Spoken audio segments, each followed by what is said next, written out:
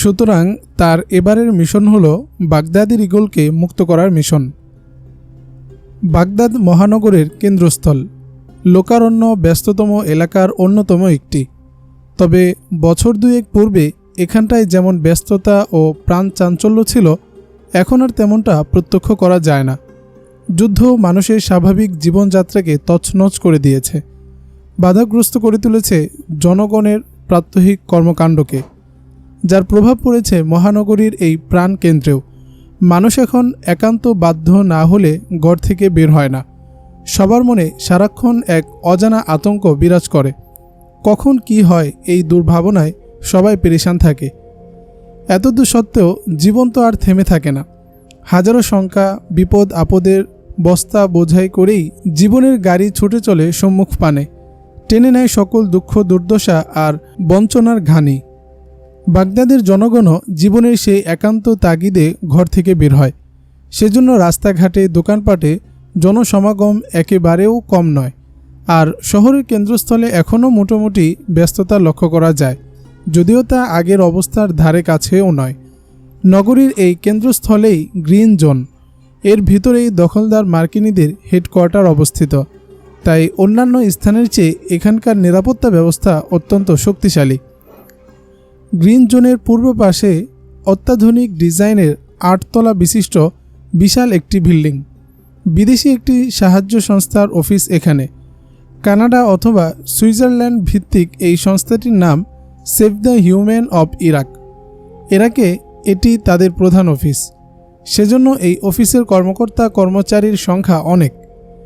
দেশি বিদেশি মিলিয়ে কর্মচারীর সংখ্যা 200-এর কম হবে না। বিল্ডিংয়ের প্রথম থেকে 3য় তলা পর্যন্ত সংস্থার অফিস। 3টি তলাতেই অগ্নেয়াস্ত্র হাতে নিরাপত্তা কর্মীরা সশস্ত্র পাহারারত। তার উপর প্রধান গেটে সার্বক্ষণিক 5 জন রক্ষী শিফট বদল করে পাহারা দেয়। কঠোর নিরাপত্তা বেষ্টিত এই সংস্থা অফিসে একদিন দুপুরবেলা হঠাৎ শোরগোল পড়ে গেল।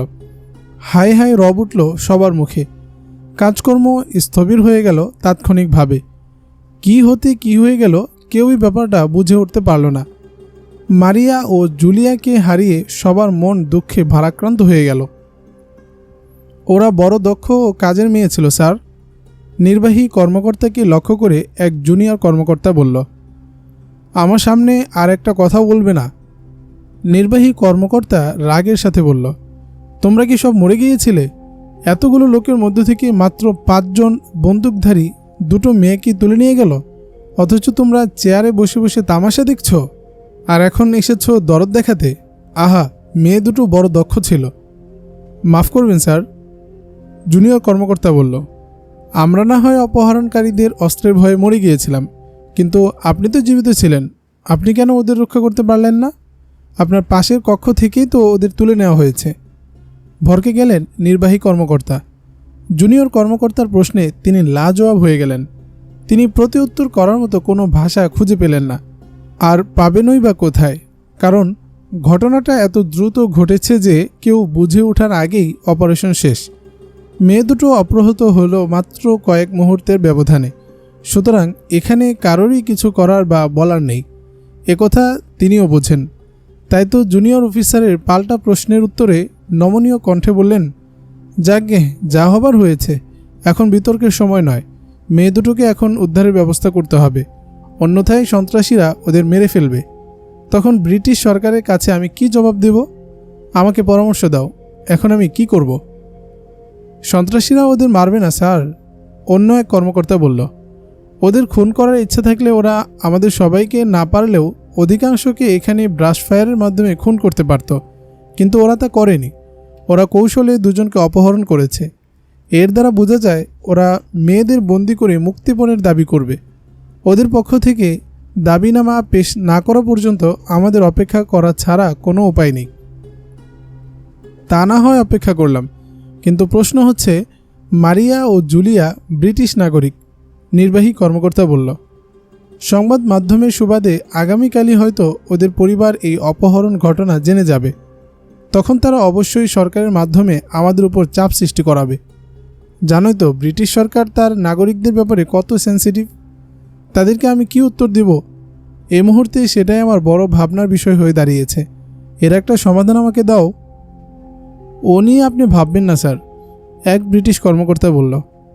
আমাদের সরকার ইরাক যুদ্ধের অংশীদার। আমাদের সৈনিকদের হাতে বহু নিরীহ ইরাকি মারা গেছে।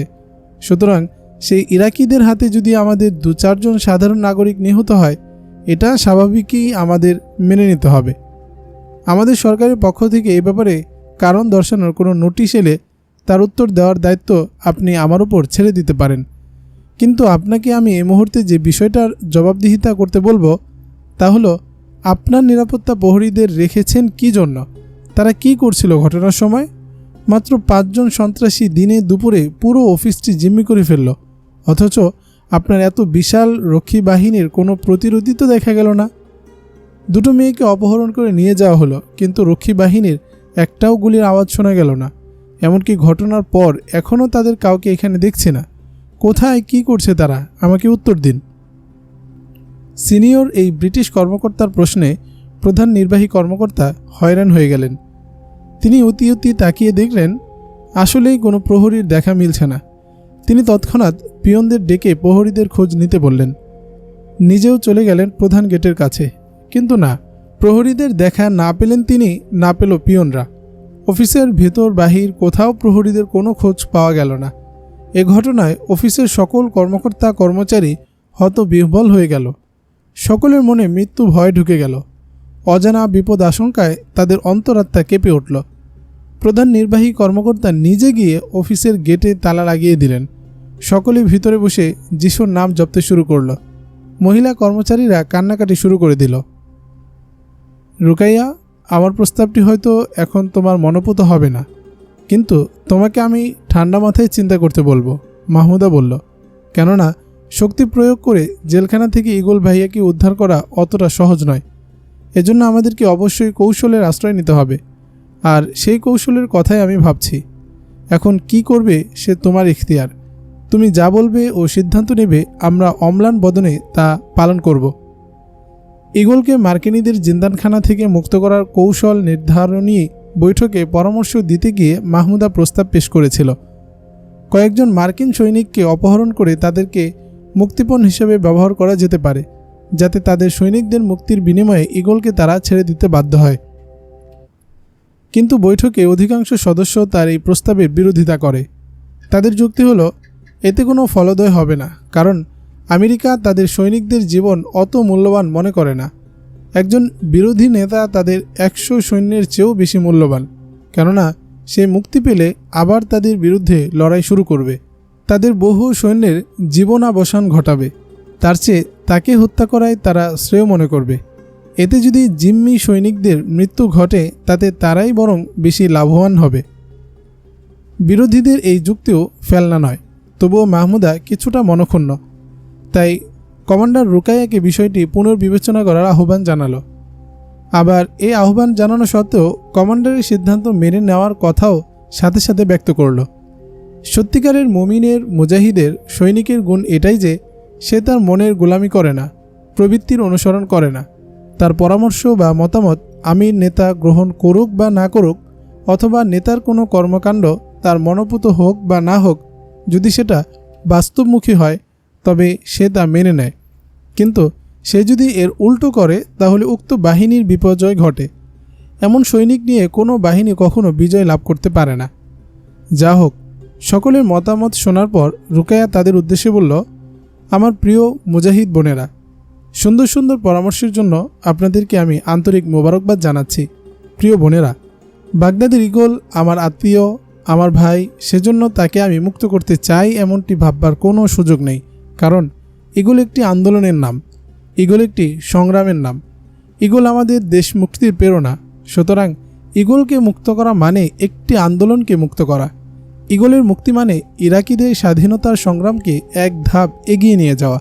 আর এ কারণেই ঈগলকে মুক্ত করা অত্যন্ত জরুরি হয়ে পড়েছে। আমি আপনাদের শুকরিয়া জ্ঞাপন করছি, আপনারা এই ব্যাপারটিকে গুরুত্বের সাথে নিয়েছেন, সেই সাথে খুব সুন্দর সুন্দর ও সময়োপযোগী পরামর্শ প্রদান করেছেন। আপনাদের কথার প্রতি সম্মান প্রদর্শন করে আমি নিজে একটি পরিকল্পনা প্রণয়ন করেছি। প্রথমে আমি সেটা আপনাদের সম্মুখে উপস্থাপন করব, এবং পরে মতামত চাইব। আমার পরিকল্পনাটি হলো এই: কয়েদখানায় সরাসরি হামলা চালানো যাবে না, আবার মার্কিন সৈন্য অপহরণ করা যাবে না, কারণ এই দুটো পদক্ষেপেই ব্যর্থতার ঝুঁকি রয়েছে। আর এসব ক্ষেত্রে ব্যর্থতা মানে ঈগলের জীবনকে মৃত্যু মুখে ফেলে দেওয়া। সুতরাং সার্বিক পরিস্থিতি মাথায় রেখে এমনভাবে কার্যোদ্ধার করতে হবে যাতে সাপও মরবে আবার লাঠিও ভাঙবে না। তাই অপহরণ করতে হবে বিদেশি সাহায্যকর্মী, আর অবশ্যই তা মহিলা কর্মী। অপহরণের পরেই তাদের পরিচিতি সহ ছবি ইন্টারনেটে ছেড়ে দিতে হবে যেন অপহৃতদের পরিবার তাদের সহজেই শনাক্ত করতে পারে। এর ফলে উক্ত কর্মীদের পরিবার তাদের উদ্ধারের ব্যাপারে সরকারের শরণাপন্ন হবে। তখন সে দেশের সরকার মার্কিন সরকারের উপর চাপ প্রয়োগ করতে বাধ্য হবে। আর একজন কয়েদির জন্য আমেরিকা এই মুহূর্তে তার কোনো বন্ধু রাষ্ট্রের বিরাগ বরণ করবে না। স্বভাবতই সে তখন ঈগলকে ছেড়ে দিতে বাধ্য হবে।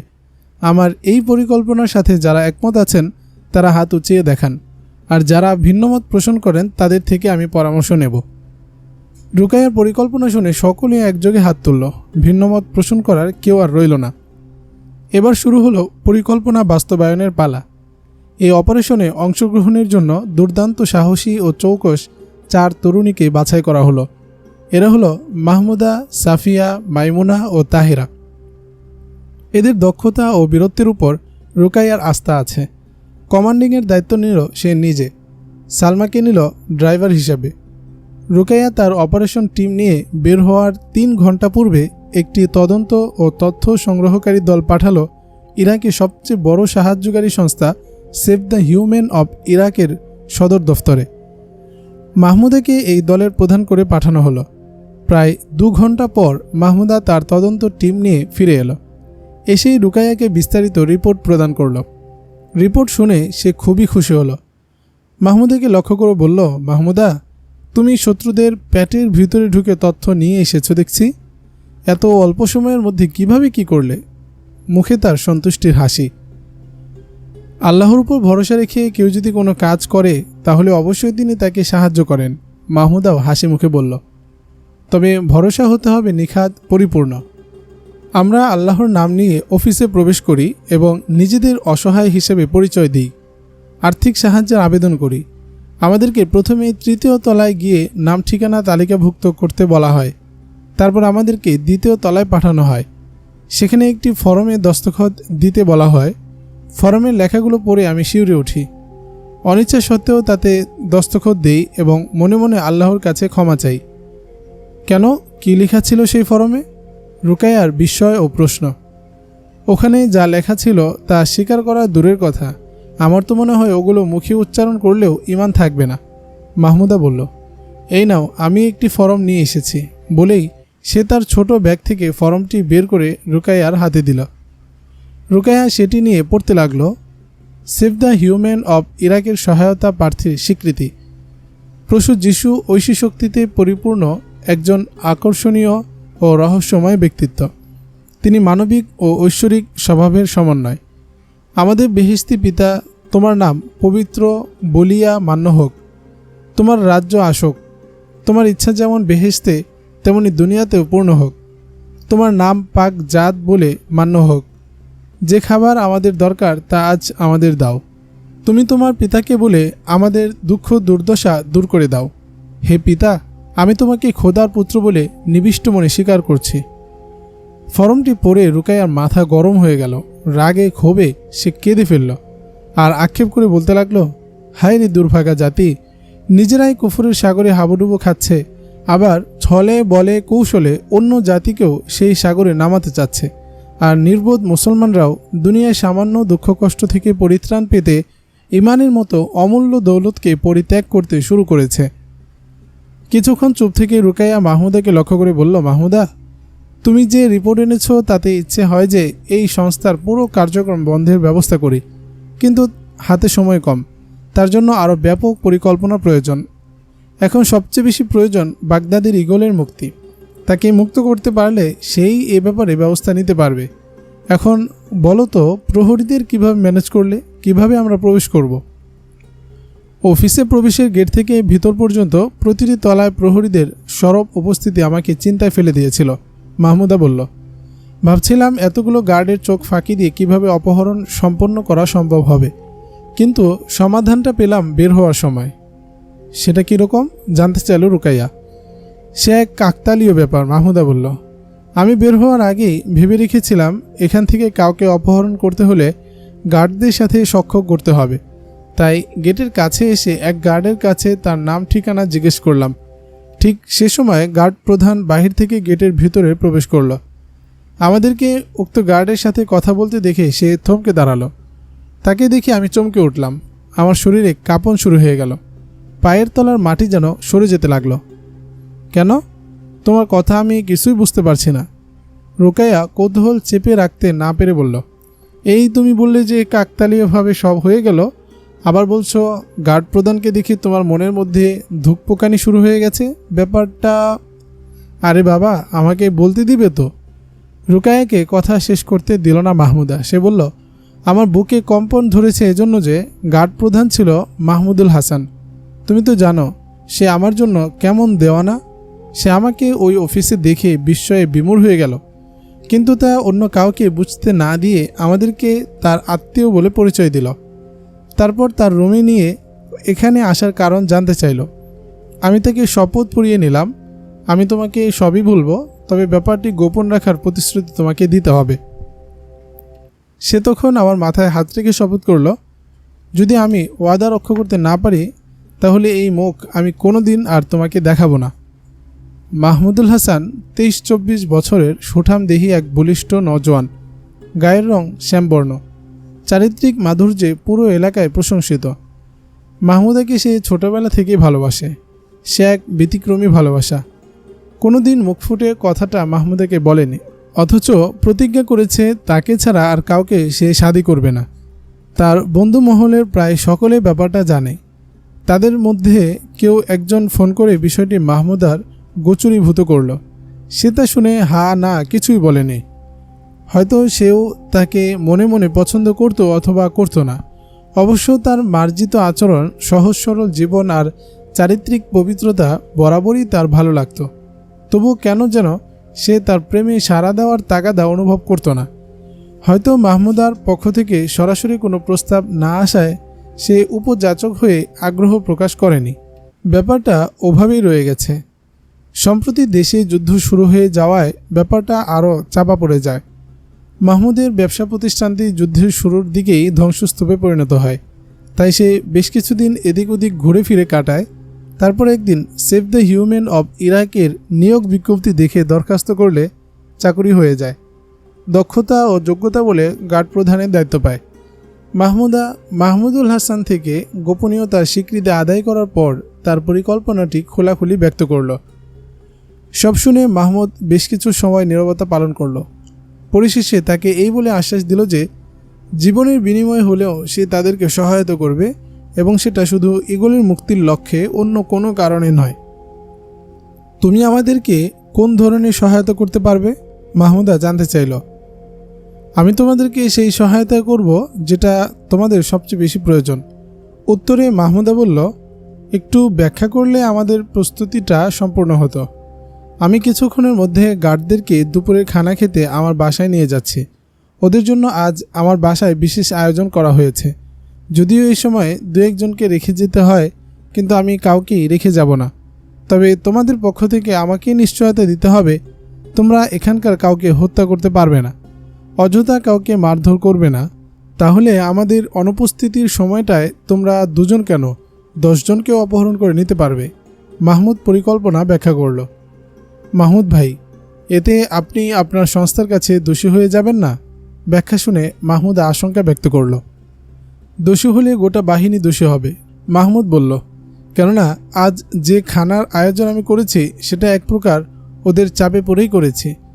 গতকাল একটি বিষয়ে ওদের সাথে বাজি ধরে আমি হেরে যাই। তার মাসুল আজকের এই খানা, সুতরাং আমাকে আটকাতে পারবে না কিছুতেই। তাহলে আমিও তোমাকে নিশ্চয়তা দিচ্ছি, বিনা কারণে একটা গুলিও ছোড়া হবে না এবং অযথা কারো গায়ে হাত দেওয়া হবে না। পারতপক্ষে কাউকে খুনও করা হবে না। এই বলে মাহমুদকে নিশ্চয়তা দিল মাহমুদা। মাহমুদার কাছে বিস্তারিত রিপোর্ট শোনার পর রুকাইয়া তার অভিযানের ছকে কিছু রদবদল করল। দুপুর 2টার দিকে তারা স্পটে পৌঁছলো। Save the human of Iraq এর গেটে কোনো প্রহরী আছে কিনা তা নিরীক্ষা করার জন্য মাহমুদাকেই প্রথমে গাড়ি থেকে নামিয়ে দেওয়া হলো। মাত্র 2 মিনিটের মাথায় ফিরে এসে সে সত্যায়ন করল প্রহরী প্রধান মাহমুদ তার কথা রেখেছে। একজন প্রহরীও গেটে নেই। রুকাইয়ার নেতৃত্বে 5 সদস্যের কমান্ডো ইউনিটটি দ্রুত গাড়ি থেকে নেমে ভিতরে ঢুকে পড়ল। তাদের অস্ত্র ছিল বস্ত্রাবৃত। কারো কোনো সন্দেহের অবকাশ নেই। তারা অফিসে ঢুকে হঠাৎই 2জন মহিলা কর্মীকে জিম্মি করে ফেলল। একজন ফাঁকা গুলি চালিয়ে আতঙ্ক সৃষ্টি করল।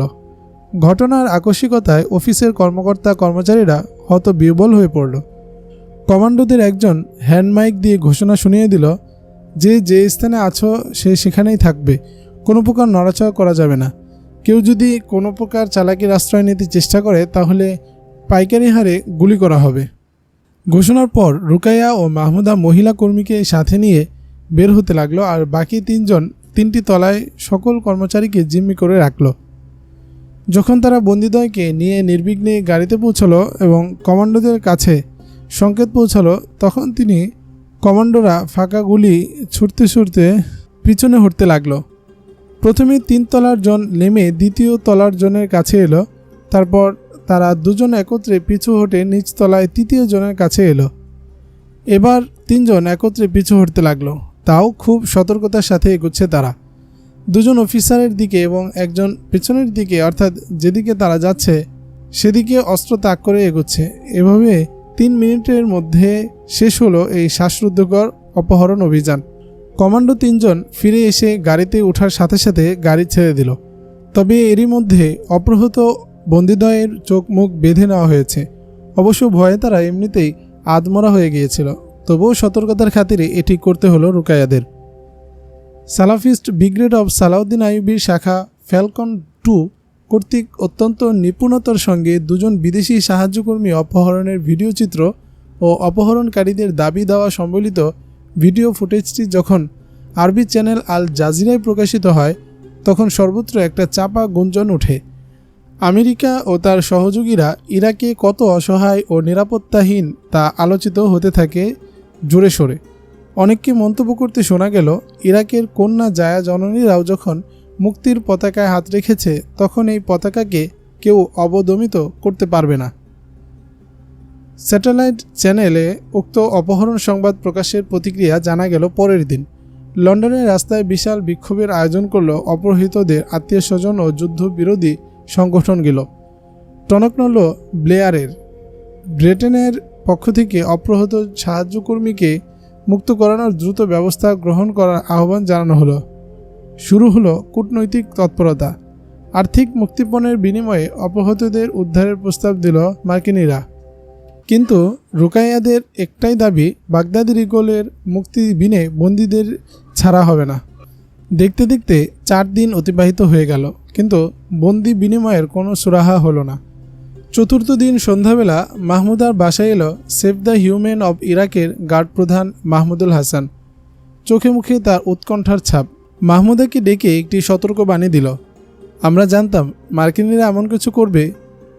ভাবলেশহীন মাহমুদা বলল, তবু কষ্ট করে সংবাদটি নিয়ে আসার জন্য তোমাকে ধন্যবাদ। কিন্তু মাহমুদ ভাই, তুমি কি জানো ওরা আমাদের অবস্থানের সন্ধান কিভাবে পেল? আমি যতদূর জেনেছি আল জাজিরায় পাঠানো তোমাদের ইমেইলের সূত্র ধরে তারা তোমাদের অবস্থানের সন্ধান পেয়েছে। মাহমুদা বলল, এখন বন্দি বিনিময়ের আলোচনা করে তারা সময় ক্ষেপণ করতে চাইছে। সুযোগ মতো বন্দীদের ছিনিয়ে নিতে তোমাদের উপর তারা জোরদার আক্রমণ চালাবে। আল্লাহ চাহেন তো ওদের এই মনোবাঞ্ছা পূরণ হবে না। মাহমুদা বলল, আক্রমণ চালালে আমরাও পাল্টা ব্যবস্থা করে রেখেছি, সেজন্য তোমাকে পেরেশান হতে হবে না মাহমুদ ভাই। তুমি আমার একটা প্রশ্নের উত্তর দাও তো, সেদিন আমাদের জন্য তোমার কোনো সমস্যা হয়েছিল কি? না, কি আর হবে, মাহমুদের শুষ্ক উত্তর। না মানে আমাদের আক্রমণের সময় তোমরা তো কেউ ডিউটিতে ছিলে না, সেজন্য কর্তৃপক্ষ তোমাকে চার্জ করেছিল কিনা? মাহমুদা পুনরায় প্রশ্ন করল। এবার মাহমুদুল হাসান চুপ হয়ে গেল। মাহমুদার প্রশ্নের কোনো উত্তরই সে দিল না, যেন ক্ষণিকের তরে সে বোবা বনে গেছে। তার মুখাবয়বই বলে দিচ্ছিল তার ভেতরে একটা চাপা ক্ষোভ ও আতঙ্ক বিরাজ করছে। মাহমুদের কথা শুনে আতঙ্কের ভাবটা কেটে গেলেও ক্ষোভটা যথারীতি বহাল রয়েছে। কিন্তু কেন এই ক্ষোভ, কার প্রতি এই ক্ষোভ, হ্যাঁ সেটা জানা গেল তার মুখ খোলার পর। কি হলো, তুমি কথা বলছো না কেন মাহমুদ ভাই? মাহমুদকে চুপটি মেরে বসে থাকতে দেখে মাহমুদা উদ্বিগ্ন কণ্ঠে জিজ্ঞেস করল, মাহমুদা, তোমাদের দলে কি আমাকে নেওয়া যায়? মুখ খুলেই প্রশ্ন করল মাহমুদ। কেন, তোমার কি হয়েছে মাহমুদ ভাই? মাহমুদা কিছুটা আশ্চর্য হয়ে বলল, হঠাৎ তোমার এই মনোভাব হলো কি করে? কেন মাহমুদা, দেশ মুক্তির লড়াইয়ের দায়িত্ব বুঝি তোমাদের একার? অন্য কেউ এতে শরিক হতে পারবে না নাকি? এক প্রকার রাগান্বিত হয়েই মাহমুদ বলল। আহা, তুমি আমাকে ভুল বুঝছো কেন ভাই? মাহমুদা বলল, এদেশ যেমন আমার তেমনি তোমার, তেমনি পুরো ইরাকিদের। একে শত্রুমুক্ত করার দায়িত্ব তাই সকলের। কেউ যদি তার এই দায়িত্ব পালন না করে তাহলে আমাদের কিছু করার নেই। জীবনের শেষ রক্তবিন্দু দিয়ে হলেও আমাদের প্রাণপ্রিয় এই মাতৃভূমিকে সকল শত্রুর দখল থেকে মুক্ত করার চেষ্টা চালিয়ে যাব, সংগ্রাম অব্যাহত রাখব। এখন তুমি যদি তোমার দায়িত্ব বুঝে এ লড়াইয়ে শরিক হতে চাও তাহলে আমাদের এই রক্তিম ভুবনে তোমাকে স্বাগত জানানো হবে। কিন্তু তার আগে তোমাকে বলতে হবে কেন তুমি এই সিদ্ধান্ত নিলে, আর কেনই বা এতক্ষণ তুমি গম্ভীর হয়ে বসেছিলে। আমার মনে হচ্ছে তোমার মনে কোনো একটা কঠিন বোঝা চাপিয়ে দেওয়া হয়েছে। তুমি ঠিকই ধরেছ মাহমুদা, মাহমুদ বলল। আসলেই আমার মনে একটা ভয়াবহ ক্ষোভ বিরাজ করছে। 2-4 জন ব্রিটিশকে হত্যা করতে না পারলে এ ক্ষোভ আমার নিবৃত্ত হবে না। কেন, কি হয়েছে? ব্রিটিশরা তোমার কি করেছে? প্রশ্ন মাহমুদার। এই যে দেখো, আমাদের অনুপস্থিতির দরুন যে অপহরণ তোমরা করেছ আমাদের অফিসে, তার জন্য আমাকে প্রধান নির্বাহী কর্মকর্তা চার্জ করেছিলেন। মাহমুদ বলল, আমি প্রহরীদের মাথায় দোষ চাপিয়ে দিয়েছি, তারাও দায় স্বীকার করে নিয়েছে। তাই প্রধান নির্বাহী অভিযোগ থেকে আমাকে মুক্ত করে দিয়েছেন। কিন্তু 3 দিন পর এক ব্রিটিশ কর্মকর্তা প্রধান নির্বাহীকে চাপ প্রয়োগ করেন আমাকে বরখাস্ত করে দিতে। তার ধারণা অপহরণকারীদের সাথে আমার যোগসাজশ ছিল, আর সেজন্য আমি একজন প্রহরীও রেখে যাইনি। প্রধান নির্বাহী কর্মকর্তা তার এই যুক্তি বিশ্বাস করেননি, কিন্তু যেহেতু অপহৃতা ব্রিটিশ নাগরিক তাই তাকে তার কথা মেনে নিতে হয়েছে। আমাকে বরখাস্ত করার সময় তিনি এই অপারগতার কথা স্বীকার করেছেন। ওই ব্রিটিশের বাচ্চা ব্রিটিশের জন্য আজ আমার চাকরিটা গেল। তাই আমি এখন কি করব? তোমাদের মুক্তি বাহিনীতে আমি এজন্য যোগ দিতে চাচ্ছি যে কখনো কোনো একটা ব্রিটিশও যেন ইরাকের মাটিতে থাকতে না পারে। ওদের আমি যেখানে পাবো সেখানেই হত্যা করব। মাহমুদ ভাই, মুক্তি বাহিনীতে যোগদান করা তোমার জন্য সম্ভব হবে না, অত্যন্ত গাম্ভীর্যের সাথে মাহমুদা বলল। যে লক্ষ্য ও উদ্দেশ্য নিয়ে একজন মুক্তি সৈনিক লড়াই করে তোমার মধ্যে তা অনুপস্থিত। তুমি লড়াই করতে চাচ্ছ ব্যক্তিগত আক্রোশ পূরণের জন্য, কিন্তু একজন মুক্তি সৈনিক লড়াই করে তার দেশ, জাতি ও ধর্মের জন্য। সুতরাং ব্যক্তি স্বার্থ চরিতার্থ করার নিমিত্তে এই পবিত্র বাহিনীতে যোগ দেওয়ার বা দেওয়ানোর অধিকার কারণেই। মাহমুদের কথা শুনে মাহমুদুল হাসান মাথা নিচু করে বসে রইল। এ কথার বিপরীতে কোনো কথা বলার সৎসাহস তার রইল না।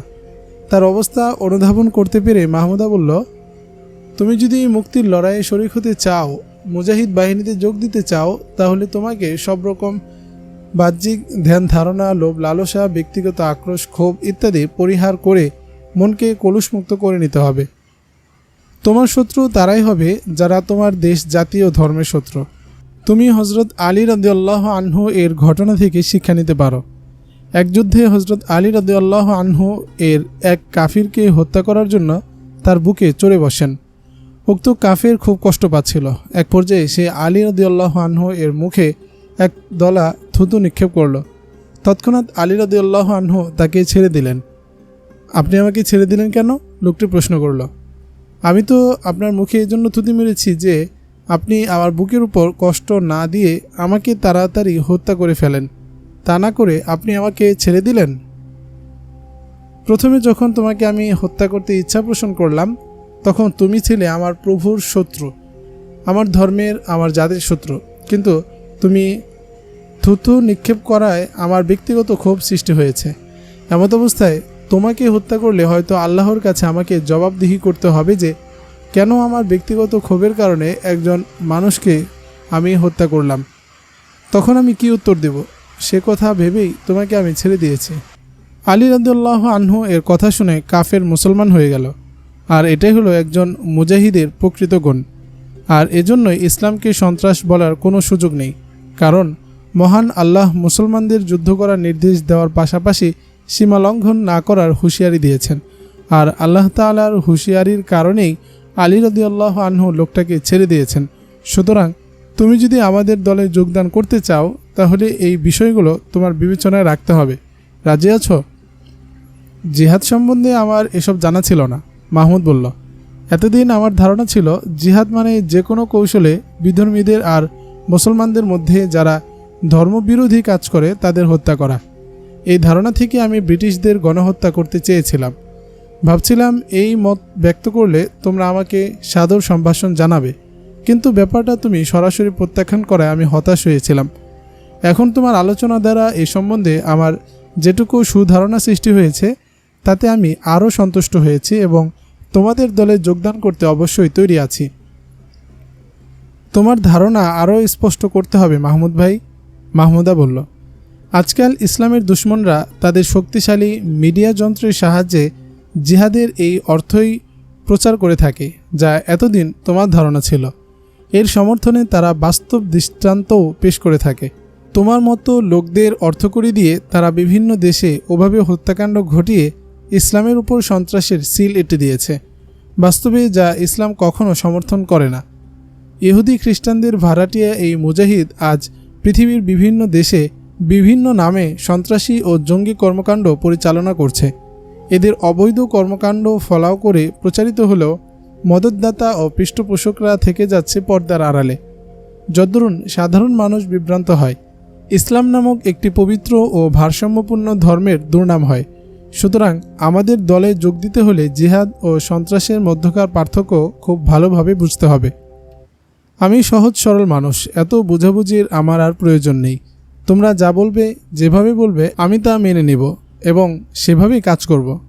আচ্ছা ঠিক আছে, মাহমুদা বলল। তোমাকে তাহলে ইগল ভাইয়ার মুক্তি পর্যন্ত অপেক্ষা করতে হবে। বর্তমানে আমাদের সকল কর্মপরিকল্পনা তার মুক্তিকে ঘিরে আবর্তিত। বন্দিনীদ্বয়কে অন্যত্র সরিয়ে নেওয়ার ব্যাপারে রুকাইয়া আগেই ভেবেছিল এবং বলেছিল। কেউ কেউ দ্বিমত পোষণ করায় সেও আর বেশি গুরুত্ব দিল না। কিন্তু এইমাত্র মাহমুদার কাছে গার্ড প্রধানের রিপোর্ট শুনে সবাই সতর্ক হয়ে গেল। মুহূর্ত বিলম্ব না করে বন্দিনীদের সরিয়ে নেওয়া হলো। নতুন স্থানে এনে আরেকটি ভিডিও ফুটেজ ধারণ করা হলো এবং সর্বশেষ আলটিমেটাম হিসেবে এটি পাঠিয়ে দেওয়া হলো স্যাটেলাইট চ্যানেলগুলোতে। এতে সময় বেঁধে দেওয়া হলো মাত্র 72 ঘন্টা এবং হুমকি দেওয়া হলো বন্দিনীদের হত্যা করার। আলটিমেটামে বেশ কাজ হলো। টেলিভিশনে ভিডিও ফুটেজ প্রদর্শনের পরেই দখলদারদের ভিতর চরম অস্থিরতা ছড়িয়ে পড়ল। ইরাকে নিযুক্ত ব্রিটিশ রাজকীয় বাহিনীর আত্মমর্যাদা সম্পন্ন সৈনিকগণ তাদের কমান্ডারের কাছে বার্তা পৌঁছালো, যদি আমাদের বন্দের অপহরণকারীদের হাত থেকে উদ্ধার করা না হয় আর যদি তাদের সব দেহ আমাদের বহন করতে হয় তাহলে একজন ব্রিটিশ সৈনিকও আর ইরাকে দায়িত্ব পালন করবে না। বেঁকে বসল সেভ দ্য হিউম্যান অফ ইরাকের কর্মচারীবৃন্দ এবং অন্যান্য প্রতিষ্ঠানে কর্মরত ব্রিটিশ কর্মচারীগণ। তারা সবাই একযোগে কর্মবিরতি শুরু করলো এবং তাদেরও একই ঘোষণা, যদি বন্দিনীদের নিরাপদে উদ্ধার করা না হয় তাহলে তারাও আর এ দেশে থেকে দায়িত্ব পালন করবে না। এমত অবস্থায় বেকায়দায় পড়ে গেল উপরস্থ ব্রিটিশ কর্মকর্তাগণ। তারা না পারছেন বন্দিনীদের মুক্ত করতে, না পারছেন অধীনদের শান্ত রাখতে। বাধ্য হয়ে তারা মার্কিন বাহিনীর কাছে দাবি করে বসলেন, যে কোনো উপায়ে হোক অপহরণকারীদের ঘোষিত সময়ের মধ্যে বন্দিনীদের মুক্তির ব্যবস্থা করতে হবে। মার্কিনীদের কাছে মুক্তির দুটো পথ খোলা ছিল। হয় তারা ইগলকে মুক্তি দিয়ে বন্দি বিনিময় করবে, নতুবা শক্তি প্রয়োগ করে বন্দিনীদের ছিনিয়ে নেবে। তাদের জন্য সহজ ও ঝামেলামুক্ত হলো প্রথম পন্থা। দ্বিতীয় পন্থায় অন্যান্য ঝুঁকির সাথে বন্দিনীদের জীবন নাশের আশঙ্কাও 100 ভাগ। তাছাড়া দ্বিতীয় পন্থায় সফল হতে তারা যে প্রযুক্তি ব্যবহার করে অগ্রসর হচ্ছিল এবং সাফল্যের প্রায় দ্বারপ্রান্তে পৌঁছে গিয়েছিল, গতকাল হঠাৎ করে তা সব গোল্লায় গেল, কারণ অপহরণকারীরা স্থান পরিবর্তন করে ফেলেছে। সুতরাং এখন তাদের সামনে প্রথম পথটিই কেবল খোলা। অনন্যোপায় হয়ে তারা এ পথেই অগ্রসর হলো। ইন্টারনেটে তারা বন্দি বিনিময়ের ঘোষণা অপহরণকারীদের জানিয়ে দিল। তবে শর্ত জুড়ে দিল আগেই বন্দিনীদের মুক্তি দিতে হবে, তারপর ইগলকে মুক্তি দেওয়া হবে। রুকাইয়াদের পক্ষ থেকেও সুস্পষ্টভাবে জানিয়ে দেওয়া হলো যে আগে ইগলকে নিরাপদে তাদের ঠিকানায় পৌঁছিয়ে দিতে হবে এবং সেই সাথে মুক্তিপণের 2 কোটি দিনারও। এরপরই তারা সসম্মানে বন্দিদ্বয়কে মুক্তি দিয়ে দেবে। এর ব্যতিক্রম হলে কিংবা কোনো প্রকার চালাকির চেষ্টা করলে সাথে সাথে বন্দিনীদের শিরোচ্ছেদ করা হবে। মার্কিনীদের পক্ষ থেকে মুক্তিপণের দিনারের ব্যাপারে আপত্তি জানানো হলো। তারা 50 লাখ দিনার দিতে রাজি হলো। 2 দফা দর কষাকষির পর মার্কিনীরা 1 কোটি দিনার ও ইগলকে রুকাইয়াদের নির্ধারিত স্থানে পৌঁছে দিল। এবার বন্দিনীদের মুক্তির পালা। কিন্তু এ নিয়ে বেশ সমস্যায় পড়ল রুকাইয়া, কেননা এই মুক্তি প্রক্রিয়ায় অনেকগুলো ঝুঁকি আছে। একবার ভাবল তাদেরকে নিজ নিজ জিম্মায় পাঠিয়ে দেবে, পরক্ষণেই ভাবল পথে যদি আবার অন্য কোনো গেরিলা গ্রুপের হাতে পড়ে তাহলে এ নিয়ে বেশ ঝামেলায় পড়তে হবে। অথবা এও হতে পারে পথে মার্কিনীদের হাতে পড়ল আর তারা ওদের উপর পাশবিক নির্যাতন চালিয়ে অবশেষে তাদের হত্যা করে ফেলল, দায় চাপিয়ে দিল অপহরণকারীদের উপর। আবার ভাবল কাউকে সাথে দিয়ে পাঠিয়ে দিলেই ভালো হয়, কিন্তু তাতেও ঝুঁকি কম নয়। সাথে যে যাবে তার গ্রেফতার হওয়ার আশঙ্কা উড়িয়ে দেওয়া যায় না। এভাবে অনেক ভাবনা চিন্তা করে রুকাইয়া বিষয়টি নিয়ে পরামর্শে বসল। বিভিন্নজন বিভিন্ন অভিমত ব্যক্ত করল, কিন্তু বুদ্ধিমতী মাহমুদার প্রস্তাব সময় উপযোগী ও যুক্তিযুক্ত হিসাবে গণ্য করা হলো। তার প্রস্তাব হলো বন্দি মুক্তি করা হবে সাংবাদিকদের মাধ্যমে। ইরাকের প্রভাবশালী ইলেকট্রনিক ও প্রিন্ট মিডিয়ার কম করে হলেও 10 জন সাংবাদিককে একটা নিরাপদ স্থানে আসতে বলা হবে, যেখানে কোনো মার্কিন সৈনিক আসতে পারবে না। তারপর একটা প্রাইভেট কার ভাড়া করে বন্দিনীদ্বয়কে উক্ত স্থানে পাঠানো হবে। সাংবাদিকগণ ওদেরকে মার্কিনীদের কাছে হস্তান্তর করবেন। মাহমুদার প্রস্তাব অনুযায়ী কয়েকটি মিডিয়ার সাথে তাৎক্ষণিক যোগাযোগ করা হলো। আশানুরূপ সাড়া পাওয়া গেল। স্থান নির্ধারণ করা হলো বাগদাদের প্রেস কাউন্সিল। বেলা 11টার দিকে ভাড়াকৃত গাড়িতে বিদায় জানানো হলো বন্দিনীদের। বিদায় মুহূর্তে সেখানে এক অন্যরকম পরিবেশের অবতারণা হলো। স্বচক্ষে না দেখলে হয়তো কেউ এ ঘটনা বিশ্বাসই করতে চাইবে না। বন্দিনী মারিয়া ও জুলিয়া এ সময় রুকাইয়া ও মাহমুদাকে আঁকড়ে ধরে এমনভাবে কান্না জুড়ে দিল, যা দেখলে মনে হবে যেন তারা কোনো নিকট আত্মীয়ের কাছ থেকে নিজ ঘর থেকে বিদায় নিয়ে কোনো দূর অজানায় পাড়ি জমাচ্ছে। অথচ যখন তাদেরকে অপহরণ করে আনা হয়েছিল তখন তাদের দৃষ্টিতে পৃথিবীর সবচেয়ে নিকৃষ্ট দুশমন ছিল রুকাইয়া ও তার অনুসারীরা। আর আজ মাত্র 5 দিনের ব্যবধানে শত্রু বনে গেল পরমাত্মীয়। কিন্তু কেন এমন হলো? কোন জাদু মন্ত্র বলে রুকাইয়া তাদের শত্রু থেকে বন্ধু বানিয়ে ফেলল? এমন কী গুণটি আছে রুকাইয়া ও মাহমুদাদের মধ্যে যে বন্দিনীরা তাদের ছেড়ে যেতে কষ্ট অনুভব করছে?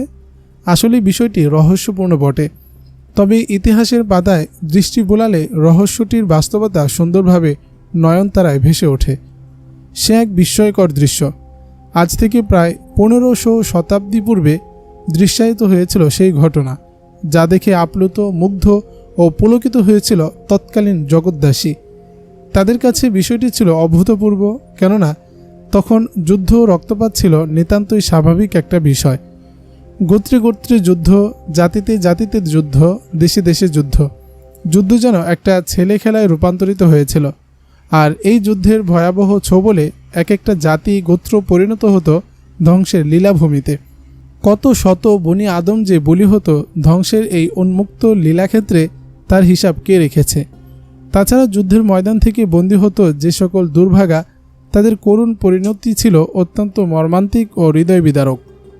এ সকল দুর্ভাগাকে সহসাই বরণ করে নিতে হতো জীবনের এমন একটা অধ্যায় যেখানে মানুষ বলে তাকে গণ্য করা হতো না। প্রথমত তাদেরকে পশুর মতো হাটে বাজারে বিক্রি করে দেওয়া হতো। তারপর শুরু হতো পশুর চেয়েও নিকৃষ্ট মানের জীবনযাপন। কিন্তু ইসলাম ধরায় এসে যুদ্ধের ওই ধ্বংসস্তূপে জ্বালল শান্তি ও নিরাপত্তার দীপ্ত মশাল। যুদ্ধ মানেই ধ্বংস, এই ধারণা ইসলাম পাল্টে দিল। শুধু তাই নয়, অসহায় ও দুর্ভাগা যুদ্ধবন্দীদের জন্য ইসলাম নিয়ে এলো উৎকৃষ্ট জীবনের নিশ্চয়তা।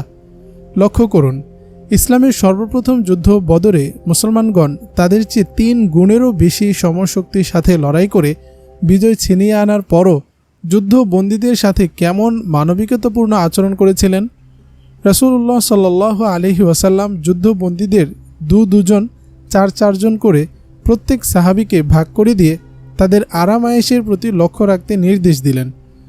রাসূলুল্লাহ সাল্লাল্লাহু আলাইহি ওয়াসাল্লাম ও সাহাবীগণ তাদের সঙ্গে এমন উদার ব্যবহার করলেন যে তারা নিজেরা খেজুর খেয়ে দিন কাটাতেন আর বন্দীদের জন্য নিয়মিত খাওয়া দাওয়ার ব্যবস্থা করতেন। এই যুদ্ধবন্দীদের মধ্যে হযরত মুসআব ইবনে উমাইরের ভাই আবু আজিজও ছিল। তিনি স্বয়ং বর্ণনা করেন, যেসব আনসার আমাকে তাদের গৃহে আবদ্ধ রাখেন তারা যখন সকাল বা সন্ধ্যায় খাবার নিয়ে আসতেন তখন আমার সামনে রুটি দিয়ে তারা নিজেরা খেজুর খেতেন। তাতে আমি খুবই লজ্জা পেতাম। আমি তুলে নিয়ে তাদের হাতে দিয়ে দিতাম, কিন্তু তারা তাতে হাতও লাগাতেন না, আবার আমাকে ফিরিয়েও দিতেন না। এর একমাত্র কারণ ছিল রাসূলুল্লাহ সাল্লাল্লাহু আলাইহি ওয়াসাল্লাম তাদেরকে বন্দীদের সঙ্গে সৎ ব্যবহার করতে নির্দেশ দিয়েছিলেন। বন্দীদের মধ্যে সুহাইল ইবনে আমের নামে এক কবিও ছিল। প্রকাশ্য সভায় সে রাসূলুল্লাহ সাল্লাল্লাহু আলাইহি ওয়াসাল্লামের বিরুদ্ধে বক্তৃতা বিবৃতি প্রদান করত। হযরত ওমর রাদিয়াল্লাহু আনহু বললেন, হুজুর, এই লোকটার নিচের দুটো দাঁত উপড়ে দেওয়া হোক, তাহলে সে আর ভালোভাবে কথাই বলতে পারবে না। রাসূলুল্লাহ সাল্লাল্লাহু আলাইহি ওয়াসাল্লাম বললেন, যদি আমি তার অঙ্গ বিকৃতি করি, তবে যদিও আমি নবী, কিন্তু আল্লাহ তাআলা এর বদলায় আমারও অঙ্গ বিকৃত করে দিতে পারেন। বন্দীদের কারো অতিরিক্ত কাপড় ছিল না। রাসূলুল্লাহ সাল্লাল্লাহু আলাইহি ওয়াসাল্লাম তাদের কাপড়ের ব্যবস্থা করে দিলেন। ইসলামের অভ্যুদয়ের পূর্বে নিয়ম ছিল, শত্রুকে বন্দী করতে পারলে তাকে কোনো কিছু দ্বারা বেঁধে তীরের নিশানা বানানো হতো অথবা তরবারির আঘাতে হত্যা করা হতো। রাসূলুল্লাহ সাল্লাল্লাহু আলাইহি ওয়াসাল্লাম কঠোরভাবে এ প্রথার উচ্ছেদ সাধন করেন। বিখ্যাত দানবীর হাতেম তাইয়ের কন্যা যখন বন্দী হয়ে এলো, তখন নবী করিম সাল্লাল্লাহু আলাইহি ওয়াসাল্লাম তাকে অত্যন্ত মর্যাদার সঙ্গে মসজিদের এক পাশে স্থান করে দিয়ে বললেন, তোমাদের শহরের কোনো লোক এলে আমি তাদের সঙ্গে তোমাকে বিদায় দেব। অতএব কয়েকদিন পর সফরের পাথেয় সংগ্রহ করে এক ব্যক্তির সঙ্গে তাকে ইয়ামেনে পাঠিয়ে দেওয়া হলো। এভাবে ইসলাম তার অনুসারীদেরকে বন্দীদের সাথে কোমল, মানবীয় ও সৌহার্দ্যপূর্ণ আচরণের নির্দেশ দিয়েছেন, আর মুসলিমরাও এই নির্দেশকে যথাযথভাবে মেনে চলছেন বদর থেকে নিয়ে প্রতিটি রণক্ষেত্রে। রুকাইয়া ও মাহমুদাও বন্দিনীদ্বয়ের সাথে যে আচরণ করেছে তা ইসলামের এই নির্দেশ পালন করতে গিয়েই করেছে। তারা বন্দিনীদের সাথে মিশেছে আপন বোনের মতো, বরং তার চেয়েও ঘনিষ্ঠ ও আন্তরিকভাবে। তাদের কাছে যা ছিল ধারণাতীত ব্যাপার, কেননা তাদের দেশের রীতিনীতি ও বিভিন্ন ড্রামা, নাটক কিংবা উপন্যাসের আখ্যান থেকে অপহরণকারীদের সম্বন্ধে যে ধ্যান ধারণা বা বিশ্বাস তাদের মনে বাসা বেঁধেছিল, রুকাইয়ার ছিল তার সম্পূর্ণ বিপরীত। শুধু তাই নয়, মুসলমানদের সম্বন্ধে তাদের যে ধারণা ছিল, বস্তুত তাদের মনে এই ধারণা ঢুকিয়ে দেওয়া হয়েছিল চার্চের পক্ষ থেকে। তা ছিল রীতিমতো ভয়ঙ্কর ও হাস্যকর। তাদের ধারণায় মুসলমান একটা অসভ্য জাতি। সভ্যতা, ভদ্রতা, সৌজন্যবোধ বলতে এরা কিছুই বোঝে না। এদের জীবন জুড়ে বর্বরতা, হিংস্রতা আর পশুত্বের ভয়াল প্রতিচ্ছবি বিরাজিত। এরা নিরীহ মানুষদের খুন করতে কোনোরূপ দ্বিধা করে না। এদের নেতা মুহাম্মদ সাল্লাল্লাহু আলাইহি ওয়াসাল্লাম মাত্র 10 বছরে অনেকগুলো যুদ্ধ করে বিশ্বের সবচেয়ে ভয়ঙ্কর যুদ্ধবাজ নেতার পরিচয় দিয়েছিলেন। তাই তার অনুসারীরাও আজ সারা বিশ্বে যুদ্ধের দাবানল ছড়িয়ে দিয়েছে, হত্যা করছে লক্ষ লক্ষ মানুষ। যদ্দরুন সন্ত্রাসবাদ ও জঙ্গিবাদের ঘৃণিত রাজটিকা তাদের ললাটেই শোভিত হয়েছে। কিন্তু রুকাইয়া ও তার সঙ্গিনীদের আচার আচরণে তাদের বিস্ময় কেবল বাড়িয়েই তুলছে। এ নিয়ে তারা পরস্পর আলোচনা করেও কোনো কুল কিনারা করতে পারছেন না। আমার মনে হচ্ছে ওরা আমাদের হত্যা করবে বলেই এই মধুর আচরণ করছে। মারিয়াকে লক্ষ্য করে জুলিয়া বলল, নতুবা এই ভয়ঙ্কর সন্ত্রাসীরা আমাদেরকে এত খাতির যত্ন করছে কেন? আমারও তাই মনে হয়, ভয়াতুর কণ্ঠে মারিয়া বলল। এই অভিনয় আমার একদম অপছন্দ। আমাদের ওরা মারবে তো মেরে ফেলুক, অযথা মৃত্যুকে আমাদের চোখের সামনে লটকে রেখে কষ্ট দিচ্ছে কেন? একটু সবুর করো, ওদের কেউ এদিকে এলেই এই ব্যাপারে। জুলিয়া তার কথা শেষ করতে পারল না। এরই মধ্যে সহাস্য বদনে রুকাইয়া প্রবেশ করল কক্ষে। তার কথার রেশ ধরে বলল, এই যে আমি এসে গেছি বোন, তোমাদের কি সমস্যা বলো আমাকে। না মানে কোনো সমস্যা নয়, রুকাইয়ার আন্তরিকতায় ইতিপূর্বে আলোচিত বিষয় যেন জুলিয়া ভুলেই গেল। তাই তার প্রশ্নের উত্তর দিতে গিয়ে কাচুমাচু করে বলল, না, কোনো সমস্যা নেই। অবশ্যই কোনো সমস্যা হচ্ছে তোমাদের। রুকাইয়া তাদের আরও ঘনিষ্ঠ হয়ে বসে বলল, তোমাদের যে কোনো সমস্যা নির্দ্বিধায় আমাকে বলতে পারো। আমি তোমাদের সমস্যা দূর করার আপ্রাণ চেষ্টা করব। সেই সাথে তোমাদেরকে আরেকটি কথা স্মরণ করিয়ে দিতে চাই, তোমরা নিজেদেরকে বন্দী মনে করবে না। আমরা একান্ত বাধ্য হয়ে তোমাদের অপহরণ করেছি। তোমাদের সাথে আমাদের ব্যক্তিগত কোনো দুশ্মনী নেই। আমরা যে সমস্যায় ভুগছি তা হলো মানসিক অস্থিরতা। মারিয়া বলল, তুমি যেহেতু নির্দ্বিধায় বলতে বলেছ তাই খোলাখুলি বলছি। তোমাদের এই খাতের যত্ন আমরা ভালো চোখে দেখছি না। কারণ প্রবাদ আছে, অতি ভক্তি চোরের লক্ষণ। আর আমাদের মনে হচ্ছে তোমাদের এই অতি আদর যত্ন খুনের লক্ষণ। তার মানে রুকাইয়ার বিষয়। তবুও হাসি মুখে তাদের কাছে প্রশ্ন রাখল, তোমাদের কথাটা বুঝলাম না, ব্যাপারটা একটু খোলাসা করে বললে ভালো হতো বোন। কেন, এটা না বোঝার কি হলো? চড়া গলা মারিয়ার। আমাদের এনেছ হত্যা করতে, কিন্তু হত্যার পূর্বে এই সকল অভিনয় নাটক করে আমাদের মৃত্যু কষ্ট বৃদ্ধি না করে সরাসরি হত্যা করলে তোমাদের এমন কি ক্ষতি হতো? এসব তুমি কি বলছো মারিয়া? রুকাইয়া ততোধিক বিস্ময়ের সঙ্গে বলল, তোমার কথার আগাগোড়া কিছুই আমার বুঝে আসছে না। কিসের নাটক, কিসের মৃত্যু? আর নাকি আমি দেখাতে হবে না দস্যু সর্দারিনী? জুলিয়া বলল, অসভ্য, অভদ্র ও অমানবিক একটা জাতির সদস্যদের কাছ থেকে বর্বরতা, হিংস্রতা আর পশুসুলভ আচরণ ছাড়া অন্য কিছু আশা করা যায় না। কিন্তু সেখানে তোমরা আমাদের সাথে যে মধুর আচরণ করছো তা মহামাতা মরিয়মের উদারতাকেও যেন হার মানায়। সুতরাং তোমাদের এই আচরণ অভিনয় নয়তো কি? মানুষ যেমন পশু বলি দেওয়ার পূর্বে সুন্দরভাবে গোসল করায়, সাজায়, ভালো ভালো খাবার খাওয়ায়, গলায় ফুলের মালা পরায়, তারপর বলি দেয়, তোমরাও আমাদেরকে অসহায় পেয়ে আমাদের সাথে সেই একই আচরণ শুরু করেছ। ঘটনা এই নয় কি? তোমরা আমাদের ভুল বুঝেছ মিস মারিয়া ও জুলিয়া। রুকাইয়া ওদের প্রশ্ন ও অভিযোগের উত্তরে শুধু এতটুকুই বলল। তার গোলাপি মুখখানা একেবারে পাণ্ডুর হয়ে গেছে। যে আবেগ ও উৎসাহ নিয়ে সে কক্ষে প্রবেশ করেছিল তা কোথায় যেন উবে গেল। আসলে মানুষের মুখের কথায় এমন একটা বিষাক্ত প্রতিক্রিয়া মিশ্রিত থাকে যা সর্পরাজ কাল নাগিনীর দংশনের চেয়েও ভয়ানক। আমরা কিসের ভুল বুঝেছি? আরও উত্তেজিত কণ্ঠে মারিয়া বলল, এখানে ভুল বোঝাবুঝির কিছু নেই। তোমরা তো এমন একটা জাতি যে জাতির সদস্যরা নির্বিচারে মানুষ খুন করে। সমগ্র বিশ্বে আজ যুদ্ধের লেলিহান শিখা জ্বালিয়ে রেখেছে যে জাতি, তাও তোমরাই আজ বিশ্বের শ্রেষ্ঠ সন্ত্রাসী ও জঙ্গিবাদের হোতা হিসেবে খেতাব অর্জন করেছ। তোমাদের যিনি নেতা, যিনি তোমাদের ধর্মের প্রবর্তক, সেই মোহাম্মদ পর্যন্ত মাত্র 10 বছরে 80টার মতো যুদ্ধ করেছেন। সুতরাং তোমাদের কাছে সুন্দর মার্জিত আচরণ ঘূর্ণাক্ষরে আশা করা যায় না। যেখানে তোমাদের নেতাই সন্ত্রাসী সেখানে তোমরা স্টপ ইউর মাউথ বলে রুকাইয়া এমন একটা হাঁক দিল যে ভয়ে মারিয়া ও জুলিয়ার প্রাণ বায়ু বের হওয়ার উপক্রম হলো। মুসলমানদের বিরুদ্ধে উত্থাপিত অভিযোগগুলো রুকাইয়া অত্যন্ত ধৈর্যের সঙ্গে শুনছিল এবং সেগুলোর উত্তর দেওয়ার জন্য মনে মনে প্রস্তুতি নিচ্ছিল। কিন্তু মারিয়া যখন প্রিয়নবী হজরত মোহাম্মদ সাল্লাল্লাহু আলাইহি ওয়াসাল্লামকে সন্ত্রাসী আখ্যা দিল, তখন আর সে স্থির থাকতে পারল না। তার ধৈর্যের বাঁধ ভেঙে গেল। যদি এরা বন্দী না হতো তাহলে এক্ষুনি ওদের এই উদ্ধত আচরণের সমুচিত জবাব দিয়ে দিত। কিন্তু বন্দী বলে তা পারছে না। এই মুহূর্তে সে যে কি করবে তাও ভেবে স্থির করতে পারছে না। তাই ধমক দিয়েই সে চুপ হয়ে গেল। ভয়ে কাঁপছে বন্দিনীদ্বয়। দ্বিতীয় কোনো কথা বলা কিংবা রুকাইয়ার কাছে কৃতকর্মের জন্য ক্ষমা চাওয়া কোনো কিছুই করতে পারছে না তারা। তাদের কণ্ঠ যেন বোবা হয়ে গেছে, দেহ যেন বিছানার সাথে জমে পাথর হয়ে গেছে। এভাবে বেশ কিছু সময় কেটে গেল। কক্ষময় বিরাজ করতে লাগলো পিনপতন নীরবতা। রুকাইয়া হঠাৎ তার স্থান ছেড়ে দাঁড়িয়ে ঝড়ের গতিতে রুম থেকে বেরিয়ে গেল। এতক্ষণে যেন মারিয়া ও জুলিয়া দেহে প্রাণ ফিরে পেল, যেন যমদূতের লৌহ কঠিন পাঞ্জা থেকে দ্বিতীয়বার জীবন ফিরে পেয়েছে। তাদের অপহরণ থেকে শুরু করে আজকের ঘটনার পূর্ব পর্যন্ত তারা রুকাইয়াকে দেখে এসেছে শান্তশিষ্ট একটা সহজ সরল বালিকা রূপে। মুসলমানদের সম্পর্কে বর্বর ও হিংস্রতার বিশ্বাস লালন করলেও তারা রুকাইয়া ও মাহমুদার আচার ব্যবহার দেখে তাদের ভাবছিল গোবরে পদ্মফুল। কিন্তু এই মুহূর্তে রুকাইয়ার রুদ্রমূর্তি অবলোকন করে তাদের ধারণা পাল্টে গেল। তাদের পুরনো বিশ্বাসে নতুন হাওয়া লাগলো। সব মুসলমানই হিংস্র ও বর্বর।